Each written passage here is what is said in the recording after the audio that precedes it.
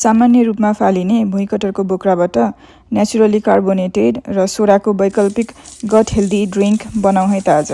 सुरुमा भुइँकटर र अदुवाको टुक्रालाई राम्रोसँग पानीमा मात्र पखाल्ने अनि भुइँकटरको बोक्रा र भित्रको कोर काटेर छुट्याउने। अब एउटा सफा जारमा अघि काटेको भुइँकटरको बोक्रा अनि त्यो भित्रको कोर, स्लाइस गरेको अदुवा, 2-3 वटा दालचिनी, 10-15 वटा ल्वाङ र आधी कप ब्राउन सुगर अथवा सक्खर राख्ने र माथिबाट फिल्टर गरेको 4 देखि 5 कपसम्मको पानी राख्ने। यो बोक्राहरू पानी माथि उत्रियो भने ढुसी लाग्छ, त्यसैले एउटा गरुङको चिजले माथिबाट थिच्नुपर्छ। मैले चाहिँ सानो रामेकिन डिस युज गरेँ अनि यसलाई सफा कपडाले छोपेर 3 दिनदेखि 4 दिनसम्म बाहिर फर्मेन्ट हुन छोडिदिने।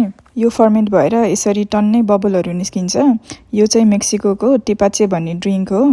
अब यसलाई छान्ने अनि सर्भ गर्दा चाहिँ ग्लासमा आइस राखेर यो ड्रिङ्कलाई राख्ने अनि माथिबाट कागती निचरेर पिउने। यसरी सजिलैसँग घरमै गट हेल्दी सोडा बनाउने होइन त।